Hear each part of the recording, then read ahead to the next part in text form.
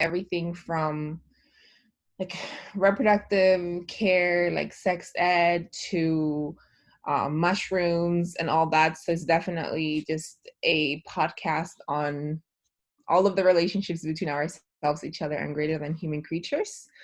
Um, and yeah, and then you can check out some of my links. I'll post this at the end of the presentation in case you want to get in touch with me. And then also, this is part of my, I forgot to erase this, but I do have a lot of online classes too if folks are interested in learning more about herbalism and gardening. So you can always contact me. I can talk to you more about that. And then before starting, I think that is really important for us. Let me move this down here so you can see. Um, for me, at least, it's super important to talk about herbalism and plant work as something that is political. I think that sometimes, especially, I'm talking about Los Angeles, but I'm sure it happens everywhere. I'm sure you encounter this in your city. There's a lot of apolitical healing that it's in the media, or that is being sold to us. Lots of white ladies, lots of white people doing yoga, ayahuasca, rape, like literally everything you could potentially imagine, that these people have completely taken out of context and bastardized and basically figured out how to make thousands of dollars out of somebody else's culture, right? So um, I made this meme: stop using other cultures to fill up your empty white settler soul. And I think it's like super important for us to also acknowledge that, right? That I think that a lot of times like people really try to steal and to plunder and to take other people's cultures because there is an emptiness, right? And I think that it's not only white people. I think that it's probably like most of us, and I, including myself, sometimes I do think that healing and herbalism and like even learning for the last 10 years about this, there is definitely a part of me that is constantly grieving all of the knowledge that I've not been able to learn from my family because of X, Y, and Z reasons. So I think that is definitely, herbal work is very political, but it's also very personal, and it's also very, I don't want to say, it allows for a lot of feelings to come up, right? Especially because depending on who you are, depending on your life history, you might have very different relations to the land your ancestors are from. Maybe you don't even know where that is. um, Maybe you don't have access to your family if you're a queer and trans person, right? Or maybe maybe you were adopted. Like there's so many folks that don't have access to traditional medicine because of just being kind of like moved around. So just really also want to acknowledge that whenever I'm talking about herbal work, I like to always acknowledge that people's feelings that come up with it. There's lots of things that come up. Sometimes people cry, sometimes people feel really lost. And the idea of all of this like herbal knowledge sharing, to me at least, is for us to be able to create connections to plants and create connection to really like this very ancient allies that have been on this earth for longer than we have been on this earth, right? So definitely very much ancestors in a way. And I also want to mention that many of us have survived many apocalypses, especially in the and what is right now happening in the world. This major pandemic is also one to acknowledge that it's like very real, and that a lot of us have created survival skills, ancient survival skills to get through stuff like this. And that herbalism is the medicine of the people. So herbalism is definitely what people worldwide use. There's actual research by the World Health Organization about how people like in the world, most of the medicine used is herbal medicine, and that's because it's what's accessible for most of us, right? Even in so-called United States, the health, just even accessing healthcare here in a first world country is very hard and very elitist, right? So herbs have always in a way supported us, and they have always supported struggles for justice since the beginning. I can guarantee you there was somebody out there giving people some type of calming tea, right? There is the way that herbs and plants have grown with us, and have gone with us through struggle and through like resistance, is very, very real. And I definitely encourage you to look more into how that looks like in your specific, like history and heritage. And herbalists are part of the revolution. I always say that because I think that there is that it's important for us to really like understand that, like healing is very much political, and that there are definitely ways that, practitioners, the people that do body work, Reiki, guided meditation, like herbal tinctures, like that we can like be a part of, of supporting folks doing that work, or even just doing that work ourselves, right? And our healing is interconnected with the health of each other and greater than human beings. And I think that's super important, specifically because one of the issues that we're seeing right now in the herbalist community, or in the healing community, is all of these people just being so just like invested in their own personal healing without realizing how their actions have an impact on the greater world. An example of this would be the wildcrafting of white sage here, and in so-called Southern California. White sage is a native plant, very, very sacred for Californian people, native Californian people that have used white sage for a long time, that use it right now, and that will continue to use white sage. Very sacred plant for folks that are native to this region, that a lot of folks, native folks going out in the mountains trying to get white sage, are not even able to access it anymore, because people go out and just wildcraft and wild harvest in such horrible ways that the plants die, right? So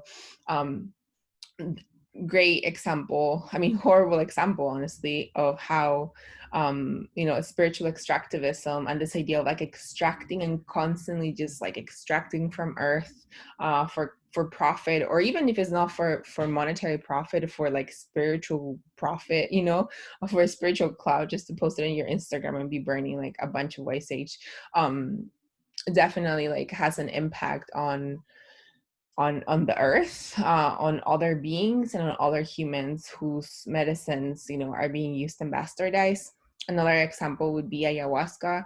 I forget the first name of this lady, but she was an elder in the Amazon of Peru, who was, an ayahuasca person that did ayahuasca ceremonies. Her last name is Arevalo, and she was killed by a Canadian white man who fundraised money to go to the Amazon to learn about ayahuasca.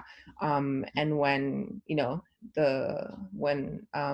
Arevalo refused to continue teaching him because he wanted to learn more, he shot her, right? So that's a great example of how, when we're talking about like spiritual extractivism and, just like working with plants in ways that are just not sustainable, and just like not thinking about like the actual like how interconnected we are to each other, but just my own personal gain, people die, ecosystems die. Like it's not just something that it's like, harmless. It's very, very harmful. So just wanted to make sure that I say that before we continue, because I think that it is very important for us to engage in like herbal work and in healing in ways that are regenerative, that we're, like creating health in like the greater ecosystem, not just for ourselves. And definitely I say this as somebody that is constantly changing my own practices. Like I've definitely done things that like I would never do, that I didn't know better. So I feel like part of my work is also like educating people around what I've done in the past that I wish I hadn't, right? So definitely just want to mention that, because I feel like sometimes there's this idea of like purity when like that doesn't really exist. I'm gonna check the chat because I think there are some questions, or maybe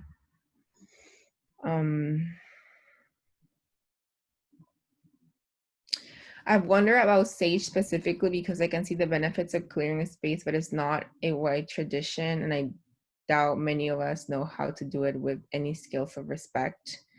Yeah, so there are definitely other plants that you can work with that are not white sage, like rosemary. It's a great example. Lavender. You can burn mint even. There's so many other plants out there that you can access that are really good at cleansing the space, that are not white sage. Native Californians have asked us to stop using white sage to clear space. I grow my own white sage in my garden, so I definitely use it medicinally, because there are also many ways that you can work with white sage that are not just burning it. Really good for sore throat, for instance. So yeah, so definitely encourage you to kind of check what other herbs are out there, that specifically, like if they're herbs like from part of your culture. I feel like that's the best, your best bet. Let me see if there are any questions. Yeah, there's so many different types of sages. And if people are just like, I really need white sage, like, I mean, at least grow some white sage. It's not hard to grow white sage. But you can also get the culinary sage, which is the European sage, or like the garden sage, which is really easy to grow. And you can burn that. You can burn so many different types of sages. There's honestly over 100 different types of sages in the world. So, this idea of like this one white sage being the only one that can cleanse everything. I'm not saying that white sage is not sacred. It's extremely sacred, but it's also, like it has a very deep connection with like a specific group of people in a specific territory, right? So just wanted to point that out. And then just to kind of move to the next slide, for herb work, there are many different ways to do herbalism. So I say herbalisms, so you might hear me talk about specific plants and like how we work with them, like what they are, what they do. But just know that there's so many different ways to like relate to plants and to practice herbalism. So, this is only my way. This is only one way. But yeah, just like keeping that in mind. And also, and I always say this, and I feel like it goes without saying, but I do think that it's very important for us to practice our own, like self-educating ourselves, like going out there and looking for more resources to learn from. I think that sometimes, and one of the issues that I see right now with like the current like herbal world, or like people being really interested in learning about herbalism, which is super important, and like I totally get it, like this is the time for us to take our health in our own hands as much as we can. I think one of the issues is that people kind of think of herbs and herbal work as if it was a pill, right? And I do want to encourage folks to realize that, like herbal work, a lot of this work is very much about prevention, and just like the importance of like, kind of like breaking down those ideas that we have that have been fed to us through the medical industrial complex. I'm not anti-doctors. I'm not anti-medical industrial complex. I feel like if you want to go there and access that, and you can access that, and that's great, but I do think that there is like a shift in power that needs to happen for us to be able to like take care of our health and in different ways. Like for instance, when you're practicing herbalism and where you're doing herbal work, you're not necessarily going to like the way that we work with like people that come to us is not necessarily like I am your doctor and you're my client, right? Like even that hierarchy needs to be disrupted, I think, for healing, in order for healing to be able to happen, right? So really like thinking about this idea of like somebody that holds all of the knowledge and somebody that doesn't, like I feel like a lot of that work in like radical herbalism is being right now currently dismantled, like trying to figure out how we can really put the power back into people searching for healing, and people being their own healers, right? And people being the ones that are actively part of like their journey, right? So definitely want to encourage folks to like to learn from today, but just make sure that you're constantly doing your own work, your own research, that you're continuing to learning that way. And yes, and I think I mostly said everything I wanted to say already, but I also want to mention that we all carry herbal knowledge. Even if you've ever made a cup of coffee, that's an herbal preparation. Coffee is actually extremely medicinal. Coffee is an extremely medicinal African plant. that you can use for headaches. You can use to go to sleep if you're using it correctly. It can really help you go to the bathroom. It can make you poop. Like, it's, you know, the ways that we have worked with coffee, with tobacco, with all of these sacred plants, with all of these extremely medicinal plants, and we have like overused them in the context of, you know, like westernization. It's wild. Like, these plants are extremely medicinal. Even tobacco, tobacco is an extremely medicinal plant, right? So, and it's a very sacred plant too from the Americas. So just wanted to kind of just like put that into perspective, because we all carry lots of herbal knowledge. And then your whole, right? So I already kind of mentioned this before, but I think it's super important for folks to, you know, as we're going through this online sharing today, for folks to like realize that you're whole, you're what you need to be, like you're doing what you need to be. I think that sometimes people get a little bit like, it's hard for us to talk about herbal medicine without getting emotional, because so much of this, you know, maybe was taken away from you. Maybe you didn't have access to it because you were because you know, you didn't have access to your blood family, you don't have access to your blood family, etc., etc., etc. So really want to also make sure to mention that, you know, that don't feel like you're not doing something right just because you're learning about this now. So just wanted to make sure and share that with you all. And then I have, so this slide is actually about different types of herbal preparations. There's so many different ways that you can make medicine.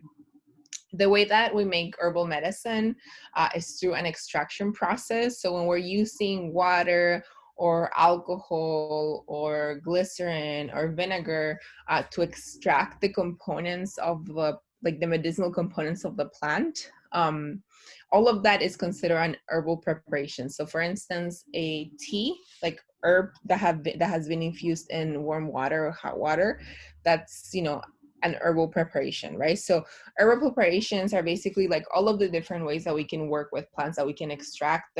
I don't like the word extract. That we can, I guess, like use a medium or a menstruum, or, you know, specific liquid, or a specific maybe sometimes like even fat, oil, honey, to kind of like allow for the medicinal components of the plant to be diffused into the menstruum that we're then drinking, or that we're then putting on our skin. So the medicinal preparation that we're going to be talking mostly about today is an herbal infusion. And an herbal infusion, in like simple language, is a tea, right? So an herbal tea. So when you are steeping herbal matter into water.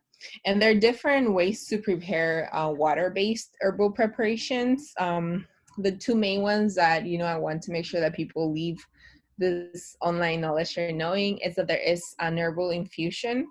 That it's basically when you're working with soft plant materials such as flowers or leaves. Soft plant material you can easily crumble up in your fingers. So that's what you're working with when you're making an herbal infusion. And when you're making a decoction is something that you let boil in low heat for a long time. So we're talking about roots, we're talking about bark, for instance, cinnamon, right? So for cinnamon, you're not just going to make it like a regular tea. You actually let it boil for a little longer so that the water actually turns colors and actually like gets all of that yummy stuff from the bark. The cinnamon is a bark, for instance. But you wouldn't do that with a chamomile tea, you know, because chamomile is like such a, it's a flower, and it's like easily diffuses in hot water. So that's the difference. Do people get it between an herbal infusion and a decoction? Does that make sense? Just want to make sure that it does before I move on. If you want to just write yes or no on the chat. Okay, perfect. Great. And there's just so many different ways to honestly make herbal medicine. It's another world, but every single culture has different. Okay, I'm gonna spell it. So it's the herbal infusion and then decoction. Those are the two different, like the main ways to prepare herbal medicine using water as a menstruum. Let me see if I have any other questions. Of course. Great. And then, you know, just also wanted to just really briefly talk a little bit about what the nervous system is. And, you know, when I think about the nervous system, honestly, I think about interconnection, I think about connection, I think about, you know, even the way that neurons look, like it's very similar to like a mycelial web, right? So definitely about connection, interconnection. The nervous system is a network in our bodies that is in charge of, honestly, basically everything from us breathing, digesting our meals, secretion, heartbeat, pupil dilation, remembering, thinking. All of that is a part of the nervous system. It is extremely complex, and I think it's you know, and I feel like the way that like Western, I guess, like body systems work is that they kind of separate everything, right? Like this is the nervous system, this is this other, the respiratory system, this is this and that, this is this and that. But I feel like the nervous system is like definitely a place that we can really see the connection between the spiritual and the physical, right? So we definitely see how emotions impact our physical body and how our physical body impacts our emotions. So definitely, you know, the nervous system is like this huge web and network in our body that is in charge of practically everything. Even as breathing right now without noticing that we're breathing, that's part of our nervous system. And I like to say that it's interconnected because I don't know where to move this. Because it is like it's definitely interconnected to ourselves, to, you know, between ourselves, like, you know, greater than human creatures, but also even the environment we live in, and even just like the systems of oppression that are currently in place in the world. They have a huge impact on our nervous systems. For instance, you know, in the left, I just kind of copied and pasted a bunch of you know, news headlines, basically just talk, you know, this is like a very, very simple search on like how, for instance, like transportation justice, if people are not able to access transportation to get to work, sometimes, you know, folks might have to wake up 3 hours earlier than they would if they had a car, or if they would if they had an actual like transportation system in the area that would take them to work or would take them to school. And the commuting time does have an impact on how much people sleep, how much people get to rest, and that has a huge impact on somebody's nervous system, right? So everything is interconnected. Environmental racism, like what folks are able, you know, if folks are able to have access to green spaces, that has a huge impact on the nervous system. If folks are going out into the streets or in their homes and they don't have access to clean water, they don't have access to clean air, that has a huge impact on the nervous system, right? So classism, anti-Blackness, settler colonialism, transphobia has a huge impact on the nervous system. Suicide rates for Native folks, suicide rates for trans people, for queer people, like all of this is very much interconnected. And I think that it's just something that is important for us to mention, especially for folks that struggle with mental health issues. And that's me including myself, is that sometimes it does feel like it's us just being, you know, like we're broken or there's something wrong with us, when in reality the system has been created for us to not feel in our optimum, for us not to be able to get enough sleep, for us not to be able to create, you know, like daily practices to support our nervous system, right? So like a lot of us were kind of like fighting against all of the systems to even be able to be healthy, right? To be able to keep surviving day to day. And I also always want to mention that when it comes to the nervous system and like what we're feeling right now and how, you know, and the impact that it has, it's very much ancestral. There's this whole field of epigenetics that's basically talking about how even just like the way that we live, the way that we experience the world, the way that our physical body is designed is very much impacted by, you know, by what happened when we were in uterus, right? And this is something that Indigenous folks around the world have been knowing, right? That there is a huge impact, you know, but it's something that Western science is just catching up. But I also want to name that, you know, we carry ancestral trauma, we carry ancestral grief, we carry ancestral anger, ancestral resilience too. And that, you know, even though we're living in this now moment, we definitely can feel past pain, even from like our ancestors. We can feel the pain of the land, you know, that feeling like extreme eco grief to what's currently happening in the world, to, you know, to icebergs melting, to entire species going into extinction. Feeling that grief is not something, it's very real. There are actual studies, if you need studies, about how queer people, specifically queer people of color, experience climate grief more deeply than white people. How, you know, queer and trans people of color experience eco grief to another level. And I think that's because there is definitely a connection between like ourselves and land, that like, especially people that have been able to understand that, you know, we understand that we do experience like grief and pain, you know, the way that our ecosystem does, right? There is a connection there. So definitely want to mention that too. And you know, and for those people that live in between, like in the spirit world, which is also very real, like we might also be able to experience feelings and emotions and I guess baggage from even the spirit world, right? That I think that is also super important for us to mention, especially when we're talking about mental health. How, you know, we are told that this is the only realm that we live in, the physical now world, but we also understand that, you know, time is cyclical and we can experience future and past and present in just 1 second, and that there is more out there than just you know, than just us as physical individual bodies, that we're constantly kind of moving in a world that, you know, there are spirits, that there are forces of nature, that there are you know, that we're like constantly walking on even just like burial grounds sometimes, right? So I feel like it's also very important for us to talk about that, even when we're talking about the nervous system, because I think all of that impacts it for sure.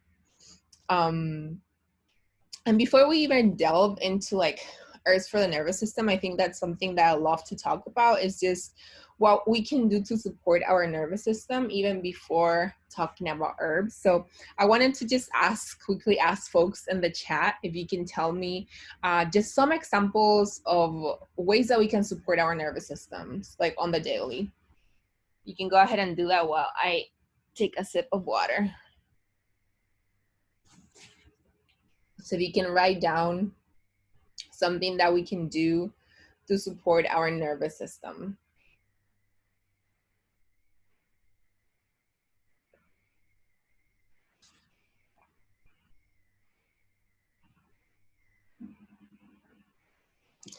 Meditation and stretching, embodiment, right? Stretching your back, breathing exercise is perfect. Being in the sun, such a good one, right? The sun is such an important piece of this.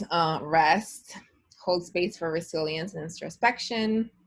Breathing intentionally, perfect. Drinking water.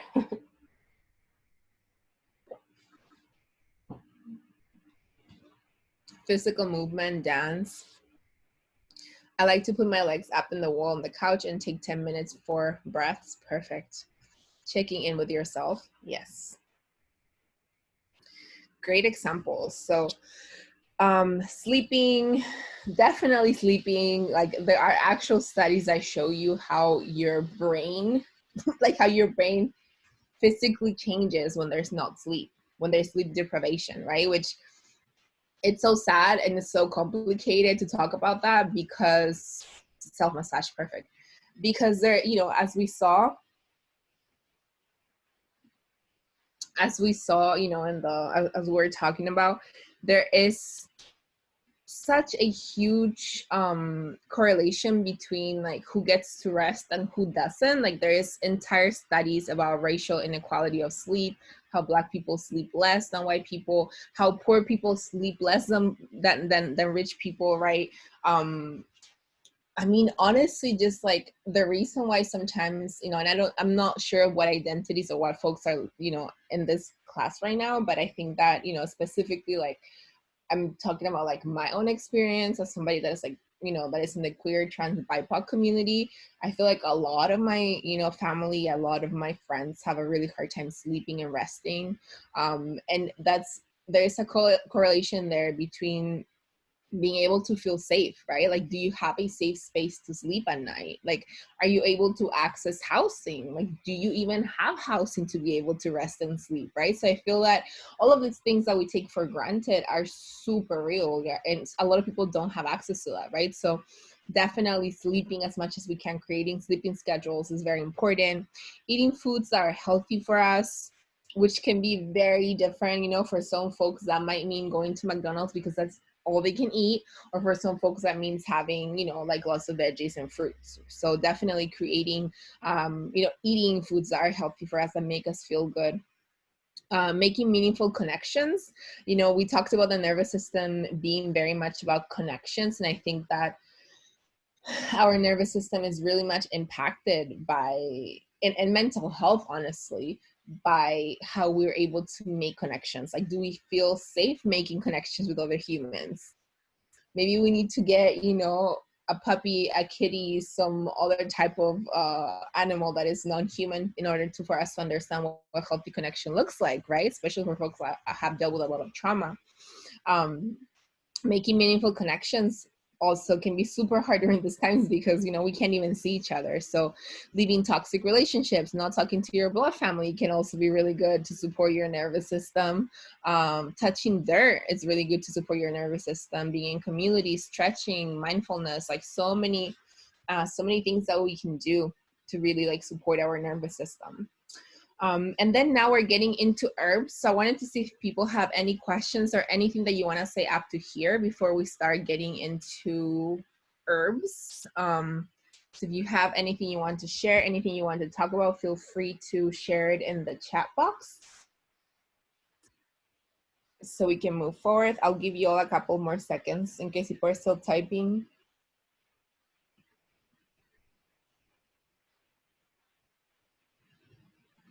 Perfect. I don't think we have any. Cool. So some of the keywords when it comes to herbal medicine, specifically around nervous system support. One of the keywords are nervines or nervines. So this is a very broad category of herbs that support the nervous system. And this is, again, like very much part of Western herbalism, but I did wanted to share this with y'all because I think that it's important for people to have, access to fancy words and stuff like this. So so nervines or nervines are herbs that support the nervous systems, very broad. And then from nervines, you can kind of like divide them up in different portions, different categories. These are just a few of them. There's many more out there. One of the ones that you might hear a lot is the herbal adaptogen. Herbal adaptogens are plants that are very tonic, and that support and help balance the body navigating stress. Herbal adaptogens are really interesting because right now there's a whole boom for adaptogens in the herbal world. You might go to Whole Foods or to any of those fancy spaces and just like keep seeing people talking about adaptogens, because people are like super into it. It's kind of like it's been a thing in the herbal community and the healing community for folks to take these plants. These plants are said to be kind of like support us move through stress, which I think like they can be very useful, but the history behind the herbal adaptogens is actually a little bit scary and weird.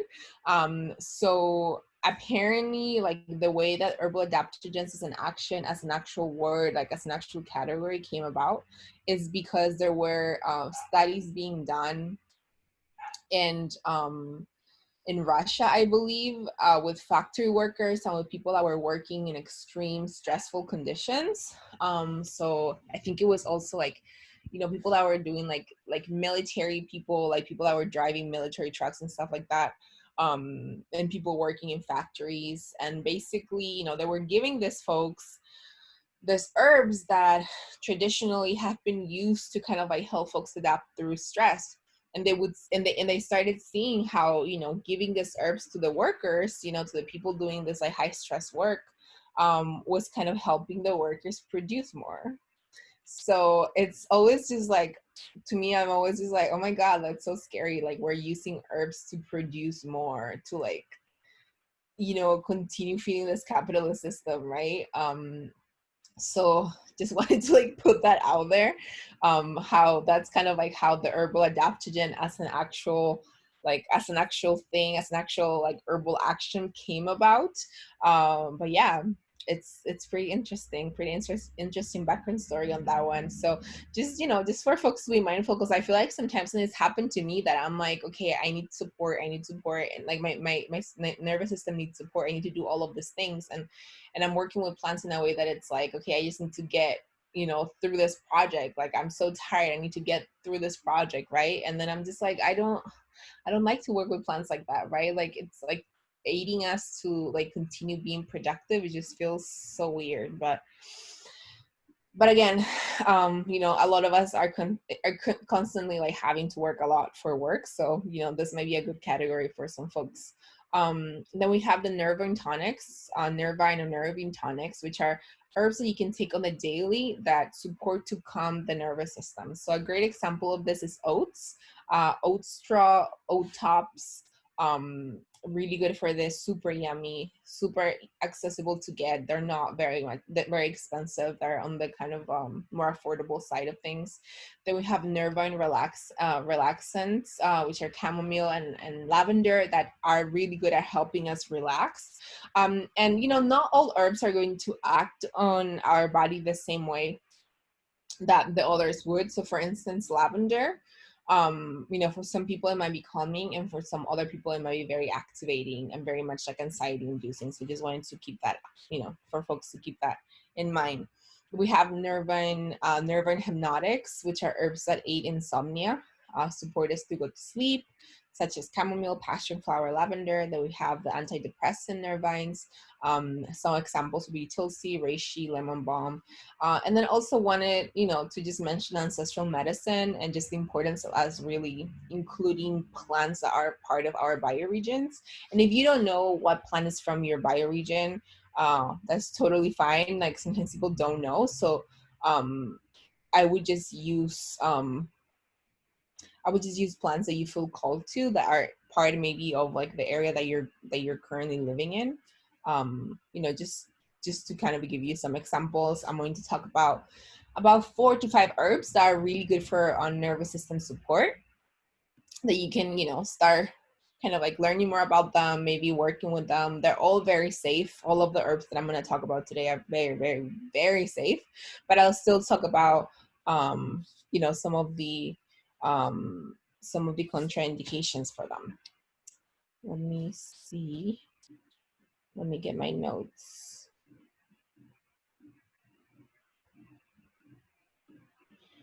Perfect. So rose grows all over the world. I honestly love rose because it's just such a good plant to have around. And just to answer a quick question, because people always ask me this, does this mean that I can go and harvest any rose that is outside my yard? And I always say, I mean, you could, but it has to be a rose that hasn't been sprayed with chemicals. Lots of roses get sprayed with chemicals, especially roses out in landscaping. So just make sure that it's rose that hasn't been sprayed with chemicals. And also the best rose that you want to use for herbal medicine is the rose that has a lot of aroma. So roses that have a lot of aroma, lots of essential oils, that's a good one. You can also purchase the rose petals dried. Rose is just so nice for the heart. It's a really heart opener. It really kind of supports the heart in a beautiful way. It's a heart tonic, which means that it improves blood pressure, and that it's really good at kind of like supporting your heart, like actually holding your heart. Rose is one of my favorite medicines for grief support, for people that are going through really tough transitions, including death. People are going, people are, doing cancer treatments, or they're, really sick, that are maybe like, like elder folks, like people that are having just like, that are going through major life transitions. It's really, really good for that. It literally is said to help heal a heartbreak. So to help heal and mend hearts back together. You know, when I'm talking about herbal medicine, it's definitely like physical support, but also very much spiritual support. In the case of rose, I always like to think about burnout organizers when you've already tried everything and you're just like, I'm so burnt out, like I can't keep doing this anymore, like I'm heartbroken, like nobody else is picking up the slack, like people are just like making me do everything, like I'm the only one doing everything, like I'm so over this. I think rose is a really good plan for that, to kind of like bring back passion into your life, like to bring back that passion, that fire. But also while creating boundaries, rose is definitely a boundary plan, because you know, even if you go and pick a rose, you have to be very careful because it has those the little thorns. So it's definitely a really good one to kind of create, you know, like actually create boundaries and create healthy ways of supporting each other, healthy ways of loving each other. um it is a GI, gastrointestinal support, really good for folks that are having tummy aches, IBS, diarrhea. It literally soothes your digestive tract. Like it's very soothing. You can also use it for you know, you can take showers with baths with rose. The rose is it's very astringent, and it's also an anti, it's like a cleansing plant, so you can also use it for first aid to clean wounds, to help stop bleeding. Sometimes people would use the petals and put that on top of you know, scratches or wounds, because it does kind of help bring tissues back together. So it's really good at kind of just like bringing tissues back together and stopping bleeding. Lots of antioxidants, just really tasty.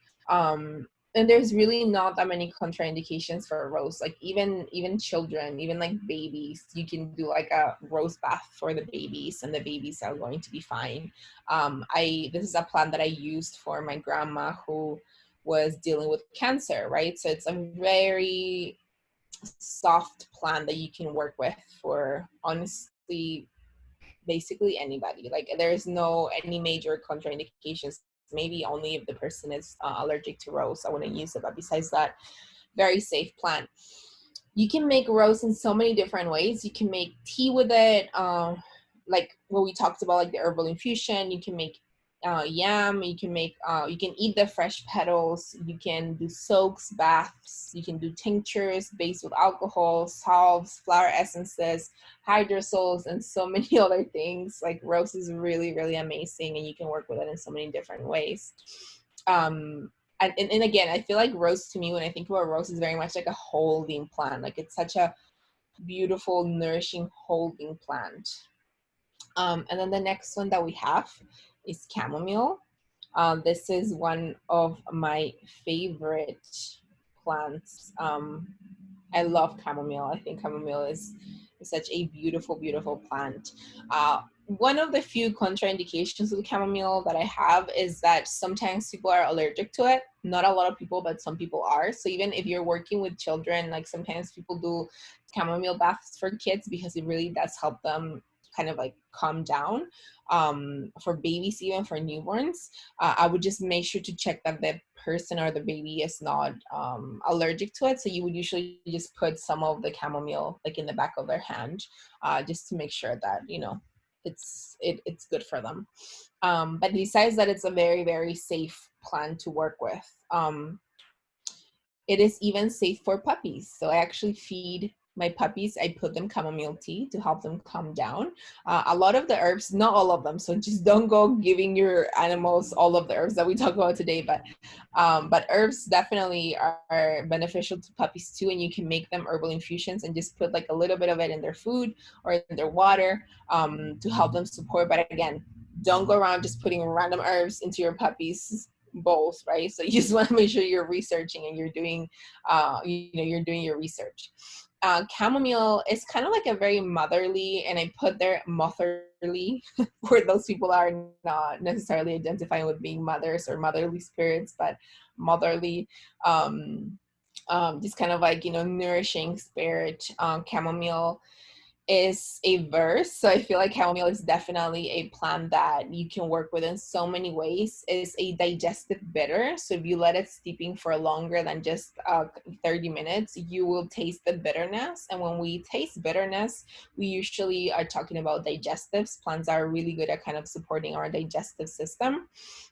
It's a relaxing herb, so it definitely helps us decrease the tension in our nervous system. So literally, sometimes our muscle tension is so intense that plants such as chamomile kind of like let our muscles, like our skeletal um, system, relax, right? So it's a relaxing plant. It's calming.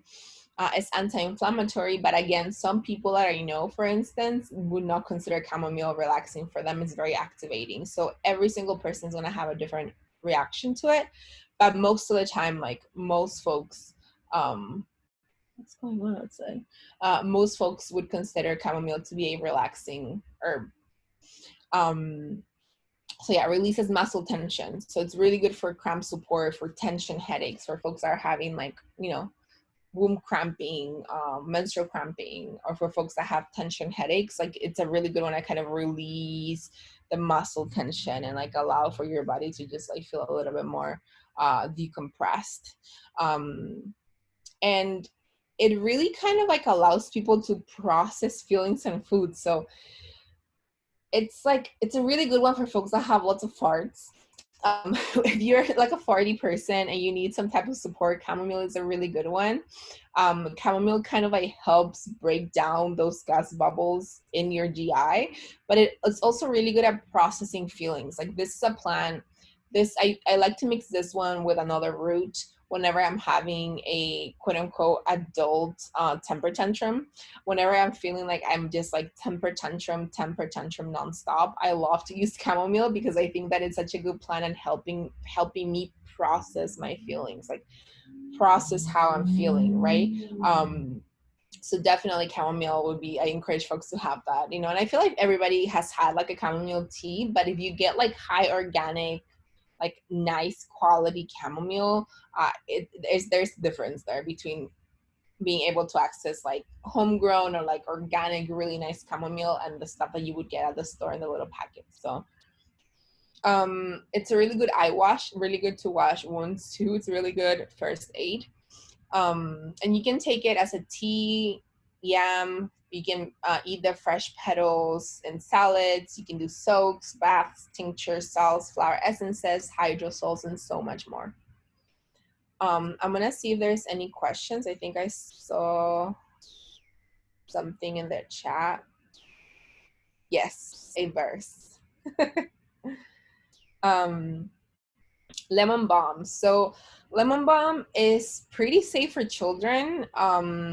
The contraindications for it are honestly, lemon balm is very, very safe. Like it's safe so that even like, babies and children are able to drink it with no problem. When I say drink, I'm not talking about like a 1 day old baby. You're not going to be putting, like this in their bottle. You're not going to try to feed them any type of medicine to a 1 month, 1 day born baby. But the way that babies usually taking the herbal medicine is when the person that is breastfeeding or chest feeding is the one that is taking the medicine. So like if I, for instance, I have a baby and I want to make sure that like the baby maybe is like a little bit more calmed down, then I'm going to go ahead and drink like chamomile, lemon balm, all of these really tasty infusions, and through the milk that the baby's drinking, like the baby's actually getting those herbs, which I think it's amazing and beautiful. So ways that you can have babies be able to get the medicinal properties of all of this, specifically fuzzy babies, is through baths. You can do baths, but again, you wouldn't be doing this with like like a 1 day old baby, right? So like again, double triple check, right? But this is very safe for children, like especially like for instance when the babies start eating solid foods, you can start incorporating a little bit of this into their diet, right? But for children, like lemon balm lemonade is really tasty. Lots of kids love it. So lemon balm is a really good one for kids because kids like it. They're just like, oh, this is tasty. It's kind of like lemony. It's really tasty. Lemon balm is literally a balm, so it's really good to soothe and heal. It's part of the mint family. It's a relaxing nervine, and it is also an antidepressant. It's considered to be an antidepressant herb. There are actual like folklore lyrics and songs. One of my favorite ones is La Jardinera by Violeta Parra, and she talks about lemon balm being kind of just like this. In Spanish, it's called Melissa, being like a, you know, just like a soothing to the spirits, like lifting, like uplifting. You smell lemon balm and you just like feel so much better. It's like such a beautiful plant to smell. It honestly makes my heart take a breath. Like lemon balm is just like it's just like such an uplifting herb to me. Really good for health, anti-inflammatory, sleep aid for sure. Lots of people take this one at night. Really good for memory. Rosemary is also really other plant that's really good at kind of supporting memory. Antiviral, there's actual studies, so folks using lemon balm for herpes outbreaks, like the fresh leaf, you can crumble it up, make it into a paste, and put it on the outbreaks and the herpes outbreaks, and it kind of like helps dry them out faster.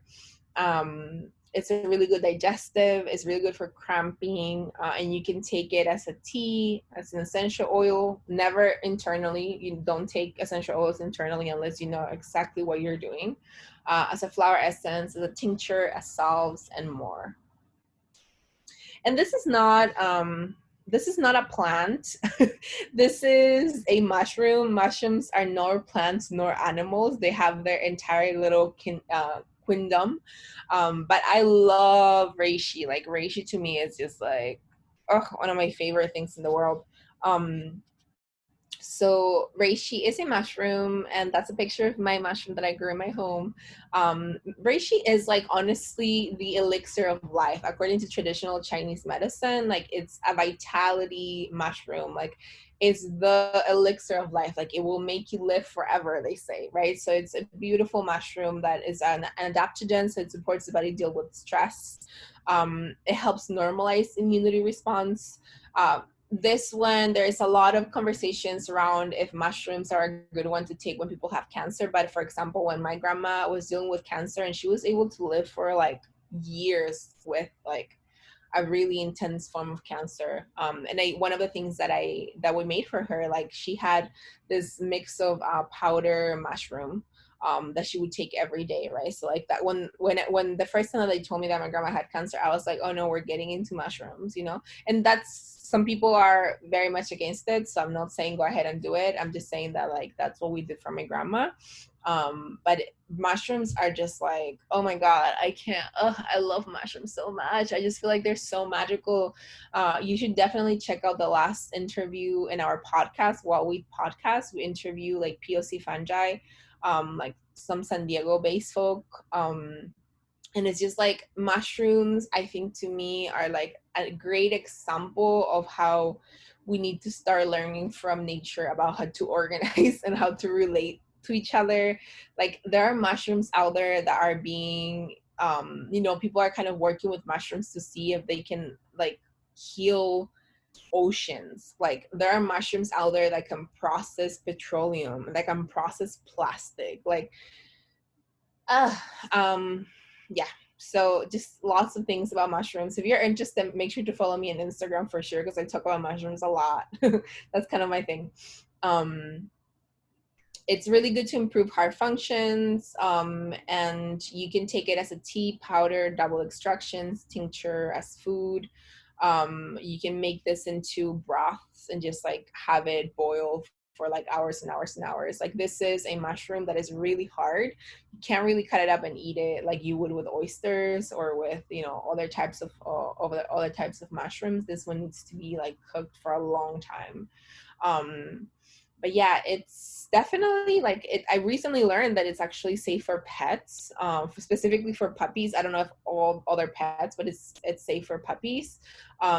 It's definitely like safe for children, but I would not, you know, again, like everything that I'm saying right now, you're gonna go and do your own research. You're gonna go and get consultations from from herbalists to work with children. You know, like you just want to make sure that folks know that like you're not just gonna go and like give this to like the baby next to you, right? And there are not really lots of contraindications with reishi. The things that I've heard though, and that a lot of other herbalists like talk about, is that it's not a good one to work with when we're dealing with immunity stuff. So for instance, like some people that get COVID, they would stop, they stop eating reishi, like, so it's part of like prevention, but it's not part of like what you would work with when you are dealing with like a huge viral infection, or like when you're dealing with a virus, just COVID, or like some people are not using reishi if they have cancer. So it really depends, right? But again, as I said, like with my grandma, we were using reishi when she was going through when she was living through cancer. And then just to kind of start closing up, learning about your ancestral medicines, I think, are super important. Cacao, it's an amazing plant to support the nervous system. Amazing, like amazing. The coca leaf, which is a sacred plant of the Andes, the region that I'm from, is a plant that it's about connection. Like there are mummies that have been found out there that have coca leaves in their mouths, right? Like it's a plant of it's a plant, it's a sacred plant that is very much part of like our cultural heritage. Like when you're born, like the first thing that some people give the birthing parent is a cup of coca tea, because it is such a nutritious, healing, energizing plant. And it is not coke, it's not coke, right? So I always like to say that, because sometimes people are like, oh, is it like coke? It's not like coke at all. Coke is extremely processed. Like that's something completely different. The coca is green, as you can see in the bottom image. It's beautiful medicine. And cedron, or lemon verbena in English, that's another really good plant from the Andean region that is a nervine. So definitely want to encourage folks to like figure out their herbal medicine. And then just to kind of bring everything together as we're closing up today, let me see my notes, because I know I have some stuff that I wanted to share about on this slide. Yeah, so you can mix and match the herbs that we talked about today, and a lot of them are really tasty together. You can purchase like a bunch of them and just kind of mix and match, do like cute little like herbal infusion mixes. You can grow them. A lot of the plants are really, really easy to grow. They're not super hard. I do have an online class on growing plants. If you're interested, I have it in my online store. You can, you don't have to take them all at the same time. Like I think that rotating herbs is like super important, because it's kind of like, like you don't want to be drinking the same herb every day. Like you can rotate them. You can maybe, take chamomile and lemon balm for like 4 days straight, and then kind of like take a break, and then go back to it again. I also want to mention that, plants are abolitionists. Plants are fuck ICE. Plants are fuck the government, fuck the police. Like plants are very much on our side. There's just so many examples in the natural world that I can think of about how plants really don't care about boundaries. Like even if you try to have, like a garden bed, and just you're like, okay, I'm gonna grow mint in the garden bed only, and then you're gonna see it growing like just in your walk, in your path, in the path that you're walking on, right? Like plants are like so fuck everything. Like they're just like so over all of these things that have been, all of this fake as boundaries and borders and cages that have been created. Their seeds travel freely in the air, like the birds help disperse the seeds. Like there's and in the natural world there is nothing that tells us like cages are natural, the governments are natural, the borders are natural. Like all of that is like the most fake and natural thing we can potentially think about. And plants constantly remind us, including mycelium, including fungi. Like a lot of the ways that they work and communicate with each other is through relations, and relations of trust and reciprocity, and exchange. And I think that is definitely, now is the time for us to be looking down deep in the roots, looking down for support, looking down for systems and networks that work, and kind of like breaking down the hierarchical thinking of just looking up for support, looking up for guidance, right? So like everything that we need to know is very much like in our feet, right? We're looking down for support during these times. And like plants grow abundantly. Like a lot of plant medicine, when you start growing herbs, you start realizing that plants are very much abundant, and they're so ready to grow, and they're so ready to share their medicine. And definitely, just like the importance of like really kind of understanding like the role of plants in our daily day lives. I think it's important and it's necessary. And then just this is, I'm sorry, I'll just go through this really quick, but me and my partner, we're working on a queer land project. So if you're interested on supporting that or learning more about that, just make sure you follow me. This is farther reading. Like if people are interested in reading more, honestly, this is just like, I was like, there's so many books out there. I can't even like post them up, but there are two books that I think are really nice. So Working the Roots is written by a over 400 years of traditional African American healing. Michelle E. Lee, she's a Black woman, and she wrote this beautiful book about African American healing, healing methods, medicine, plants, which I think is super important, right? To acknowledge like Black agriculture and Black herbalist knowledge. Like a lot of the folks that were kidnapped from Africa and brought to, the Caribbean, South America, North America, were people that were extremely specialized in growing plants, in medicine, like were straight up fucking scientists. And even in curanderismo, or like Latin American traditional medicine, like a lot of the healing methods are African methods, right? So just always making sure that we acknowledge that. I think it's something that gets erased a lot. And then in the middle, Cooking the Native Way by the Chia Collective. This is a really beautiful book. I love it. Like when I saw it, I started crying because I was like, this is so beautiful. But I always cry when it comes to like food and seeds and plants. But both of these books, probably all of the books that I have in my cabinet, they just make me cry because I'm just like, this is so beautiful. This is a really beautiful book for people, especially if you're living in California, what's considered California now, to get. It's a book about, native plants and like different ways to cook native plants. And it's not necessarily a book to be like, go and wildcraft, go out into, the wild and wildcraft food and wildcraft native plants. But it's more about figuring, like really learning about like the traditional ways that people have been feeding themselves, right? And maybe like, I don't know, it's a beautiful book. You should definitely get it if you're in this area called Consider California. And it's written by a group of elders. So the Chia Collective is native Californian elders, and they wrote this beautiful book on just, making food with like their beautiful native plants. And then I have more, I mean, this is not reading, but if you're interested, I have a Patreon.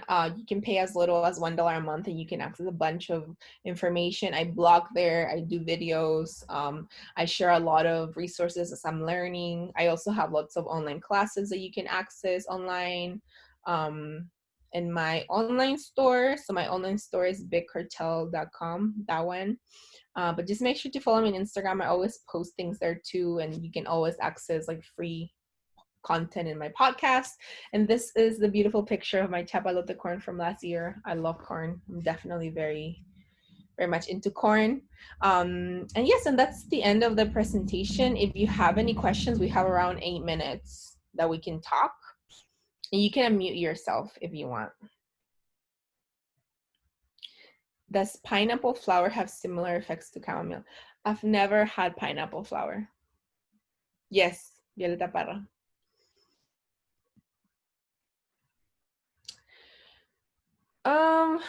I think that, I mean, you communicate with them. I don't know how you communicate with them. You just like talk to them. I mean, that's such a hard question to answer.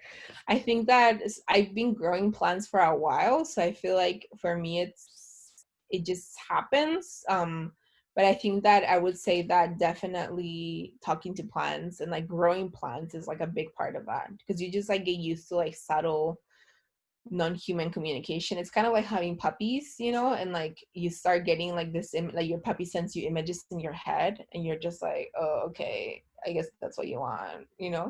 It's like another type of communicating for sure. Anybody else has any questions, anything that you want to share? Of course. Thank you. Thank you, everyone. I'll just give it a couple more minutes. Do you have any recommendations with how to understand what herbs work best for you? Yeah, I think that honestly, you have to start just drinking them up. I would say that there is entire so sometimes for herbal classes, what we would do is that we would make tea and then we would pass around a cup of tea, and then people drink it and then they do like their own plant meditation. So I do a lot of workshops in person. I do like lots of universities, like nonprofits, like invite me to talk about this. And when I say nonprofits, just mostly like community nonprofits that like my friends and other cool people are a part of. They invite me to talk there, so I would go and make tea, and then I'll just have everybody take some tea and like close their eyes and like do like a meditation with the tea, meditation with the plant that you're drinking, because you can take a sip and you can be like, oh, this feels good for me, right? So it's just a lot of like understanding and learning like subtle like language, like subtle non-verbal non-human language. So I'd say that the best for you would be to just like try it and just like get a little bit, you can go to the fancy food store and just like get a little bit of rose, a little bit of chamomile, and then just like make some tea with like each plant individually, and just kind of like close your eyes and see what sits better with you. um what advice do you have for people that are just starting to practice herbalism? Honestly, everything that I talked at the beginning, because I think that when I started, I mean, I was aware of like, like don't take too much, don't do this and that, but I feel like just like having like a strong political base is very important, like just being very much like um I don't know. I feel like what I said at the beginning, like some of the classes that I teach, I'm like, oh, I wish somebody had taught me this, because I think that especially now, like things are getting a little bit more political. But a couple of years ago when I started herbal stuff, like it wasn't as political. Like now you have a lot of like queer and trans, like Black, Indigenous, people of color herbalists popping up. But back in the day, like there wasn't that many. So you'll end up with just like bland information. So I think like some of the kind of like political framework that I usually share at the beginning, that's what I would like to I would have liked to have when I was younger. Yay. Awesome, everyone. Thank you so much for being here. Thank you so much for this. And I hope I'll see you all around. Cool. Thank you so much, Lola. It was great to hear and see you as well. Yay. Have a beautiful day. Thank you, everyone. Just so you all know, the next workshop is at 11:45, and that'll be Fight Toxic Prisons on Climate Justice and Prison Abolition. So see you all there, and have a good day. Thank Bye. you. Bye.